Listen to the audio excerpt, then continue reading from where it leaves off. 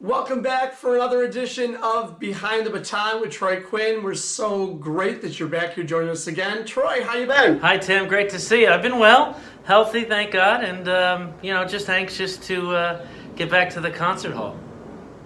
Now, it feels like this is that time of year. It's like, I don't even know what month it is because all the days are blending together, but I do know that sports have kind of started back up since we saw each other last.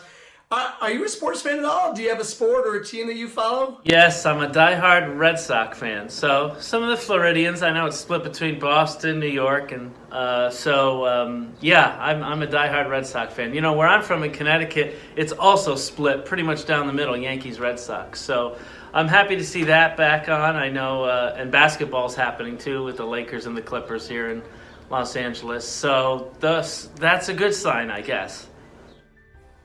It's great to finally have a positive distraction like that. Do you see teams like the Red Sox and Yankees? I'm a Yankee guy myself. We can still get along, Troy, but just know where I'm going here. But teams like that. Do you see that breakdown out in Los Angeles too, where there's the favorite team that maybe follows you over from the East Coast? Yeah, it's interesting. I mean, of course, because a lot of Angelinos are transplants from everywhere else, so they all go with the Dodgers mostly. But there are some East Coast fans here. There are some Yankees and Red Sox fans, so it's rare when you meet somebody that's from your hometown and that also enjoys what you enjoy. So mostly here, everybody's just happy that sports are coming back, and hopefully the concert halls will coming back too soon. Now, music and sports, intertwine a lot, and we talked a lot last time about how your career in Hollywood with scoring things have been. Is there a favorite sports movie or even music from a sports movie that you've enjoyed? Actually, that's a great question, Tim. I love Rudy by Jerry Goldsmith. That's got to be my favorite of all time, and that tied with Rocky by Bill Conti. So, great music, and actually that's another great concert I'd like to do one day is a sports themed concert. I mean, there's actually a lot of music from sports movies. Hoosiers by Jerry Goldsmith, Rookie of the Year, Bill Conti did that. The Mighty Ducks. There's so many, but great music. Rudy and Rocky, the top. Classic. I'm thinking Field of Dreams. We got all that great stuff there. There's so many wonderful things. We'll get everybody wearing their jerseys on stage. It'll be great. That's something. Okay, we'll put that in the books. Side. Well, it was so great to talk about you as a vocalist last time. We got into, from starting to go see a concert at the Hollywood Bowl to later on, being there on stage doing it. And obviously we know you mostly as a conductor. We got a chance to talk about you creating your own group in Rhode Island, but tell us from there. So when you went on to school, when did you decide, instead of focusing on that vocal aspect, I'm going to go and make this dive into conducting? I think it's so ironic because I did all my degrees and all my schooling before I figured out what I really want to do is orchestral conducting. I had gone to Manhattan School of Music and majored in voice and opera. And then I came to USC, and it was at that time, right before I came to USC, and I came here for conducting, of course, that I said, the vocal thing's wonderful, but I really want to do conducting. And so that, inspired me to start the group in Rhode Island. And it was really after getting my master's degree that I thought, okay, now I better focus on this and try this and get some repertoire under my hat. And so that propelled me to come do it now in Los Angeles. Now, in LA, where you currently teach, I mean, you were successful as a grad student. I read that you actually were awarded the top doctoral candidate in your class, and obviously that propelled you onto other opportunities. From there, where was that first leap for you? What really started it was doing these summer programs, Tim. I mean, my first professional gig was conducting the Rochester Philharmonic. That's where I made my debut in this young conductor preview. So I went there to study in the summer of, I think it was now 2011, and almost 10 years ago. And the Eastman School of Music had a great program where you'd go study the repertoire, and then if a top 4 people got to preview and conduct the Rochester Philharmonic in a young conductor preview. So I was lucky enough to be chosen at the end of that masterclass cycle, and Then we did, I think I conducted Mozart Jupiter Symphony. So that was the first thing really I conducted in public professionally. And it went very well. It was a great orchestra. And so that really kind of gave me a taste. I, of course, started my own orchestra in Rhode Island before that. But that was really the first where I was working with an actual professional group that wasn't my own. And from there, then I started to guest conduct a little bit with other orchestras, Boise Philharmonic, the LA Chamber Orchestra I work with sometimes here. So one thing led to another. But I do remember the first orchestral piece I ever conducted was in Rhode Island with my orchestra, and it was Foray's Requiem for chorus and orchestra. And it's kind of an odd piece as your first, as your first choice. Normally you do a Beethoven symphony or a Brahms symphony, but I was so drawn to that piece. And what's unusual about there's two versions of it. The orchestral version by John Rutter calls for all violas and a solo violin. Foray himself orchestrated it for full orchestra with violins, but I think there's something unique about the viola presence. So anyway, that was the first piece I ever did, and love too today. I hope we can do it in Venice one day. So I brought pops today. I mean, I got the globe here because you're all over the place, you know? I mean, so as I look here, we know that you're right now on the West Coast, but you were way north on the Pacific Coast for one of your conducted gigs. Tell us about being up in Juneau, Alaska. Yeah, Juneau was wonderful. I was the music director there for 3 years, and 3 short years, but they were glorious. And I'm scheduled to go back there too in next summer in June to do a concert. So that was really my first professional gig out of school. So, I put in the hard work. I, did the trial up there, and auditioning for conducting jobs, I keep saying, is a little like being a CIA agent, because it's really a 1 to 2 year process, Tim.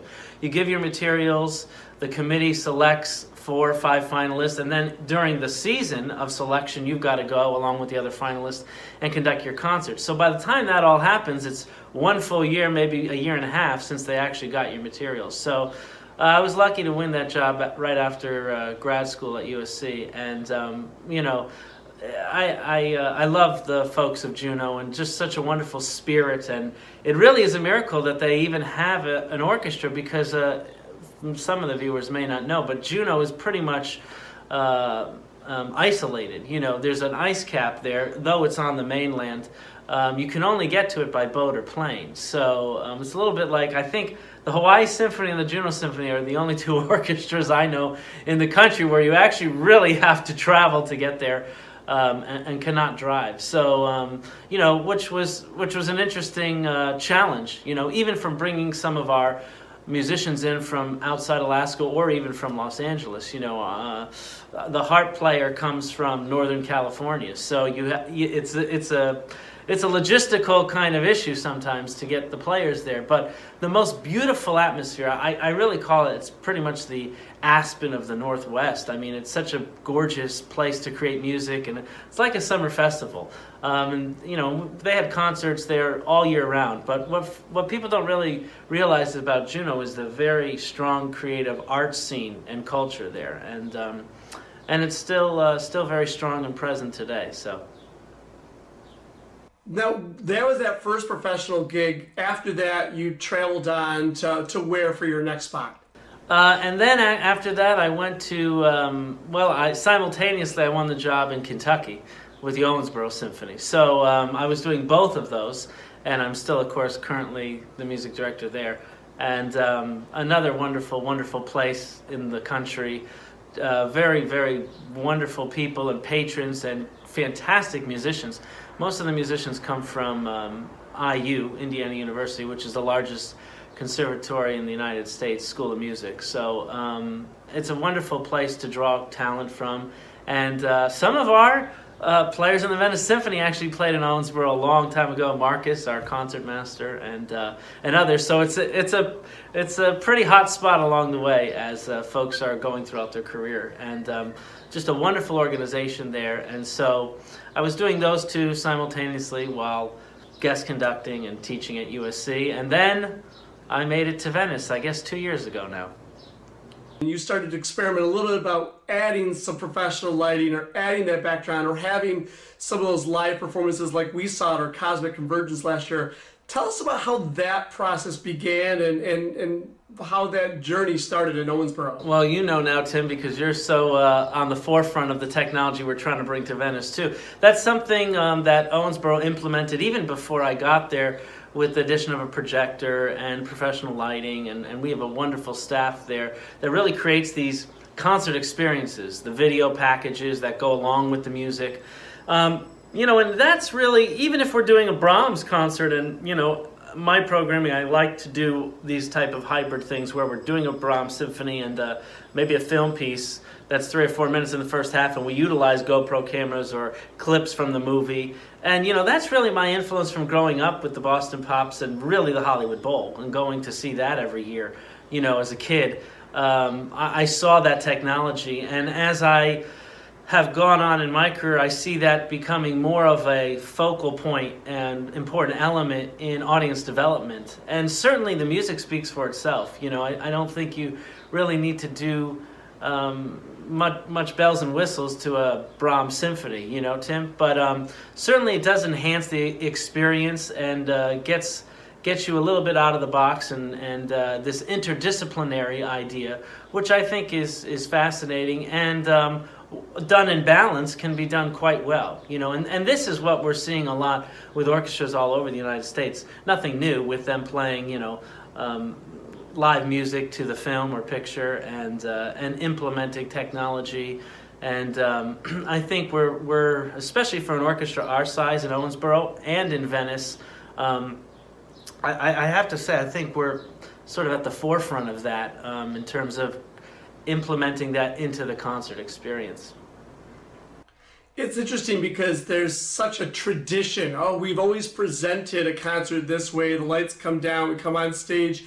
When you do something new, do you feel that pushback sometimes of this is different from how it usually is? Sure. Well, it's always a risk, you know, and I mean, I think when we did our Cosmic Convergence in Venice, you know, I think there was I think it was an overall positive, but of course there were mixed reviews about people. Well, it was a little distracting. Or you'll always have that when you're doing something new. I think the overarching theme to take away is that, you know, we're doing something to enhance the music, not take away from it. And of course, that's a risk. It's a risk when I even do programming or put something on a program that might be difficult or less common. You know, for instance, I think one of the first concerts I did, we performed the Walton Henry V Suite, and you know, I remember doing that in Juneau, and it, you know, Walton's not on everybody's top 10 list, although I find him fascinating as a composer. And so, but that piece is actually a film music piece. It's a suite, but it can be a little less melodic than what you're used to. So those types of things, doing new music a lot of the times. I mean, I get hired quite a bit from the LA Chamber Orchestra to do these new music readings, and some of them can be, you know, more academic in nature and less orally pleasing. So, you know, I think there's always a balance and a risk in knowing what the audience's limits are, but I think if we push those limits, you know, how do you find out how far you can go? So that's why I'm here to sort of push the boundaries as much as we can and experience new things together. I mean, that's the thing. This repertoire has been around for so long with Brahms and Beethoven and Mozart, and it's not going anywhere. But how can we do things in a new and exciting way to bring, you know, my generation into the fold? And keep our longtime patrons happy. It's a delicate balance, and I feel like having not been a professional musician my entire life and being trained later gives me a little focus on what I'll say with no derogatory comment, commoner in terms of listening and somebody who's not educated in music, which you don't need to be to enjoy it, can experience. So I think I can separate myself as the musician and just the listener from what it was like before I thought, you know, Beethoven was the greatest thing since sliced bread, you know. So before you started to create these new concert experiences for us in Venice, first there was that job posting. So tell us just about that whole, you know, how did that process go? I know you said it It's like, applying for the CIA, how long it takes. What was that experience from your perspective? Well, it's always nerve-wracking, but I just go into it, I've been in 4 searches now, and luckily I've been able to, I guess, what's the term? Win the 3 jobs? I'm not sure, but it's just the right match too, Tim, because you never know going into these type of searches if it's going to be the right fit. But certainly it's nerve-wracking, and in some ways it's easier to go in and guest conduct and not have any stress. When I came to Venice in May of, I think it was 2018 now, yeah, when I did the audition concert, it was this is a great vacation to come to Florida. I had never been to the Sun Coast and to Sarasota and certainly to Venice, so I enjoyed that time, and it was fun because I got to bring my colleague Glenn Dicterow, and just to create music where normally in a wonderful spot we wouldn't be able to do that. So I think that's part of the draw too. It's such a beautiful hall, and it's a beautiful location that we have. It's an intense schedule, of course. They do book you from dawn till dusk in terms of doing interviews and talking to the community. Because even if you have all of the necessary conducting chops, it's so much more to the job now, the music director position, than just being the maestro. I'm spending, as you now know, Tim, in quarantine, most of my time not doing anything related to music, but I've never been busier, with Zoom meetings and scheduling and planning and future seasons and interviews and working with the musicians, recordings, et cetera, et cetera. So the technology is great because I can do that from the comfort of my home. But there's nothing like making music live in person, and even though I do a lot of studio work, that's what keeps me as my main profession as a live conductor. Somebody asks what you do, I always say I'm a conductor. I conduct live music, and for me there's no replacement for that. We've had 2 wonderful seasons, and we know that we just extended, so you'll be here even longer for years to come. Where do you see this group going? Where do you see the hope for the Venice Symphony as we evolve into the 2020s here? I think the sky's the limit, Tim. I really do. This is such a great ensemble, very hungry to create music at a high level, and we've got the right personnel in here, we've got the right leadership, and so that's a really exciting thing. I think our goal is to be the best regional orchestra in Florida, for sure, if not the region of the South. So I do think that the timing is right and the elements are right, and we have a fantastic board and CEO, and so that's important, because as much as I can do, I also need the right team around me. And a lot of it has less to do with what you do on the podium and how you do it on the podium and how you manage to try to get your vision across, not just artistically, but what you have for the future of the Venice Symphony. And it's very bright, and that's part of the reason I signed a long extension. It's very rare in my world to have that type of relationship long term with an orchestra, and I think great things can be done with that experience. And it's just having that commitment and believing in each other. I know through our Meet the Musicians series, everyone I've talked to so far has said not only feeling that connection between members of the orchestra and with you, but just having that feel from the community that we're all in here striving forward together, which is a great feeling. And I have the greatest colleagues. The musicians there are fantastic, super wonderful folks, and very, very talented, and so we work well together, and I think that mutual respect is something that's important when you're on the podium, and so that can't be replaced. So I'm looking forward to getting back with everybody soon. Wonderful. And although we're not together here now, it's great that we can do this digitally. And what's been fun with technology is we have some of those patrons and audience members who would be sitting there enjoying the concert, getting a chance to talk and interact with you. So our Maestro Mailbag, it's been filling up. It's been great. So I have a couple I want to read to you here. So Joan, first of all, said, thank you so much for answering her question from last week. She's really excited to know that the John Williams concert, although we missed it last season, is going to be rescheduled for the future. She has a question too, in talking about different conductors. You know, do different conductors have different styles? If you listen to a recording of a group, could you tell what conductor that was, or what variation of training that conductor had by what you heard? Very interesting question, Joan. Yeah. Well, the short answer is yes. And the long answer is because, you know, conducting sort of is a subconscious medium. You know, there's something that happens if you get on the podium, Tim, or I get on the podium, or somebody that actually doesn't even is trained as a musician gets on the podium. The orchestra, for the most part, unless you're conducting maybe the Berlin Phil, is going to make a different sound. But even with the Berlin Phil, it could be Carillon, which you certainly can tell in terms of the sound that he created, or it could have been a Baton. And if you're listening to it's the same person like Bernstein, let's say, from his young recordings with the New York Philharmonic to the older recordings, the tempos are totally off, even on a same piece. Let's take a Beethoven symphony. You know, I could always tell young Bernstein or older Bernstein, because as he got older, his tendency was to get slower in the tempos or switch up the tempos. Celibidache, the great European conductor, one of the slowest tempi that I've heard for things like the Foray Requiem, for instance.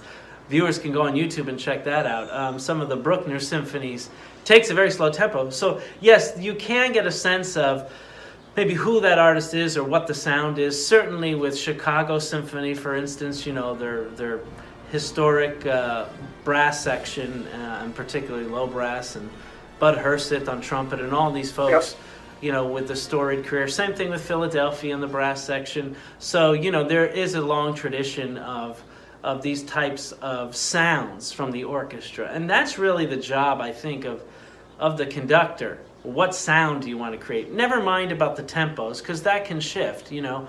But what is the sound? So, you know, I mean, for me, somebody like Carlos Kleiber, conducting Brahms symphonies, there's nobody better. I can usually tell it's him because there's this light dance airiness to it that, and his tempos are just right that it you know, in these slow movements or in the minuets, it moves. It's just, you know, it's got that Germanic Austrian sensibility. And Kleiber was just, I think, excellent at that. That was his forte. But yeah, you can certainly tell. I can tell if it's a, like I say, if it's an old recording of Berlin or if it's a newer recording of Berlin. And that's just because everybody has their own sound. Is there a group that you're trying to model after for the Venice Symphony sound? Well, I think all the groups I named wouldn't be bad as markers. You know, certainly we have fine, you know, orchestras in our own area that play so well. Of course, Florida Orchestra in Sarasota, great groups. I think what separates all of these groups from some of the top tier groups is the spirit and music making, because of course at this level everybody can play very well. We've got the best trained musicians, the instruments are more advanced than they've ever been, and so really, Tim, it does come down to what kind of sound and music making experience you're going to create on the podium. If you can inspire folks to play at their 100% level. You know, Bernstein was a master at this, I think. But you go look at one of his early videos working with the BBC Orchestra, which I only think he did once. And as inspiring as he is, sometimes, you know, the British players didn't take too kindly to it. It didn't, that type of emotional envelopment and just wearing your heart on your sleeve, it didn't work for that ensemble, which was very interesting. They played well, and I'm specifically talking about Elgar's Enigma variations. There's a YouTube clip online that's very interesting. He's asking for a ridiculously fast tempo in one of the variations, but, you know, the ensemble thinks it sounds terrible, and Bernstein's just in love with it, you know. And so I guess there's a balance between making things, of course, sound good and clean, but also having the music-making aspect of it in there. And that's something when we say, well, that orchestra or that, you know, conductor has it. What actually is it? I think it's all of those things. You know, being able to inspire your orchestra based on, historic practices and what you believe the composer intended. That's what I try to do. I can picture a video where I've seen later Bernstein almost in an argument with the trumpet player, and it's just on one attack. And finally the trumpet player like, what do you want? I don't get it. It's like you have that such a perfection of what they hear, and it's hard to present it through. Right, and that's another point, Tim. It's all how it's said to the orchestra, and anything I do, getting excited, mad, glad, it really emulates from the music. And if you keep it that way, then folks understand. If you say, no, that should be short or long, or get excitable, or try to inspire folks to follow your vision. I think if it comes from the music, then you can do pretty much anything. So thank you for that. So let's go to our next question here. This is from Deb in Venice. Deb really enjoyed the fact that we talked about Ennio Morricone last time, and the music of Gabriel's Oboe. Said she used to fall asleep listening to the soundtrack from The Good, the Bad, and the Ugly. Have you ever thought about paying tribute to him in a future concert? Absolutely, many times, Deb, and I'm certain we will do that in the near future. The issue with Ennio Morricone's music is that it's hard to actually acquire. Since he was, of course, living, he didn't really lend it out for rental. So, and as you know, Tim, with some of these connections with the film composers, I'm pretty purist in the fact that I try to get the original arrangements. For instance, Rocky, that we're going to be doing in February with the Oscars concert, getting from Bill himself the actual arrangement that was recorded in the studio. So, we haven't been able to do that with Morricone's music. I think now, unfortunately, seeing as things have changed, it might loosen up restrictions to do that. Henry Mancini arranged a lot of Morricone's tunes. So we'll be doing Gabriel's Oboe in the future, but it's Mancini's version, the arrangement. I'd love to do the originals from The Good, the Bad, and the Ugly, and